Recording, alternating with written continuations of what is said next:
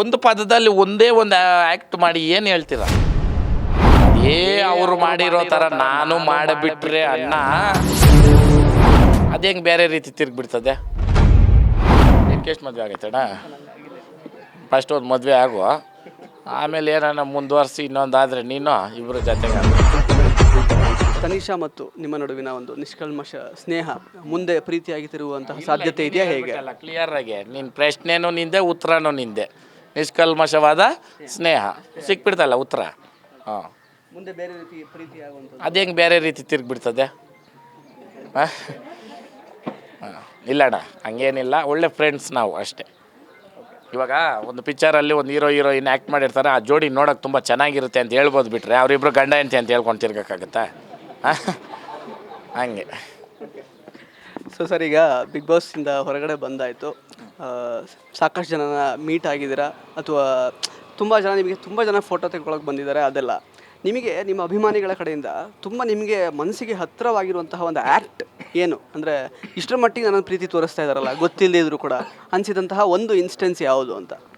ನಾನು ಒಂದಂತೂ ಹೇಳೋಕ್ಕೆ ಆಗಲ್ಲ, ಬಟ್ ಅದನ್ನು ವೋಟಿಂಗ್ ಮುಖಾಂತರ ಹೇಳ್ತೀನಿ ಅಷ್ಟೇ. ವೋಟಿಂಗ್ ಮಾಡಿದಾರಲ್ಲಣ್ಣ, ಲೈನಾಗಿ ಇಟ್ಕೊಂಡಿರ್ಬೋದು, ಇಲ್ಲ ಫೋನೇ ಯೂಸ್ ಮಾಡ್ದಿರೇ ಇರೋರು ಇದು ಹೆಂಗೆ ಮಾಡೋದಂತ ಕಲ್ಕೊಂಡು ಮಾಡಿದಾರಲ್ಲ, ಅದು ಅಣ್ಣ ಒಂದೇ ಎರಡು ಅಂತ ಹೇಳಕ್ಕೆ ಬರಲ್ಲ. ರ್ಯಾಲಿ ಮಾಡೋ ಮುಖಾಂತರ, ಬ್ಯಾನರ್ ಹಾಕೋ ಮುಖಾಂತರ ಇಂಥದ್ದೇ ಅಂತ ಹೇಳಕ್ಕೆ ಬರಲ್ಲ. ಅವ್ರ ಪ್ರೀತಿಗೆ ನಾನು ಯಾವತ್ತೂ ಆಭಾರಿ, ಚಿರಋಣಿ ಅಷ್ಟೇ. ಈ ಒಂದು ಪದದಲ್ಲಿ ಒಂದೇ ಒಂದು ಆ್ಯಕ್ಟ್ ಮಾಡಿ ಏನು ಹೇಳ್ತೀರಾ ಹೇಳ್ರಿ? ಹೂವೇಕು ಮೀರಿದ್ದು ಅಯ್ಯಪ್ಪ ಸ್ವಾಮಿಗೆ ಹೋಗಿ ಮಾಡಿರೋದಿರ್ಬೋದು, ಪಾದಯಾತ್ರೆಗಳು ಹೋಗಿ ಮಾಡಿರೋದಿರ್ಬೋದು, ಮನ್ಸನ್ನ ಗೆದ್ದಿದ್ದೀನಿ. ಅವ್ರ ಆಶೀರ್ವಾದ ನನಗೆ ಸದಾ ಹಿಂಗೆ ಇರಬೇಕು. ಆ ಇರೋದಕ್ಕೇನೇನೆ ಬಿಗ್ ಬಾಸಿಂದ ಹೊರಗಡೆ ಬಂದ್ರೂ ಅದೇ ಗತ್ತಾಗಿ ಇವತ್ತೂ ಮಾತಾಡಿಕೊಂಡು ಇವತ್ತು ಇಲ್ಲಿ ಕೂತ್ಕೊಳ್ಳೋಕೆ ಕಾರಣ ನೀವು ಜನಗಳು ಕೊಟ್ಟಿರೋ ಆಶೀರ್ವಾದ, ಭಗವಂತನ ನಾನು ಕೊಟ್ಟಿರೋ ಆಶೀರ್ವಾದ. ಸರ್, ಈಗ ಬಿಗ್ ಬಾಸ್ ಮನೇಲಿದ್ದಾಗ ನಿಮ್ಮ ತಾಯಿಯವರು ಆ್ಯಕ್ಚುಲಿ ಹೇಳಿದ್ರು, ಅಂದರೆ ಕೆಪಾಸಿಟಿ ಇದ್ದರೆ 3 ಮದುವೆನ ಆಗಲಿ ಬಿಡಿ ನಮ್ಮ ಮಗ ಅಂತಂದರು, ಅಂದರೆ ಕೆಪಾಸಿಟಿ ಇದ್ದರೆ ಅವ್ರಿಗೆ ಅಂತ. ಸೊ ಅದ್ರ ಬಗ್ಗೆ ಏನು ಯೋಚನೆ ಮಾಡಿದ್ದೀರಾ ಅಂತ? ನಿನ್ಗೆ ಎಷ್ಟು ಮದುವೆ ಆಗೈತೆ ಅಣ್ಣ? ಫಸ್ಟ್ ಒಂದು ಮದುವೆ ಆಗುವ, ಆಮೇಲೆ ಏನಾನ ಮುಂದುವರಿಸಿ ಇನ್ನೊಂದಾದರೆ ನೀನು ಇಬ್ಬರು ಜೊತೆಗೆ ಆಗ್ಬಿಡೋಣ.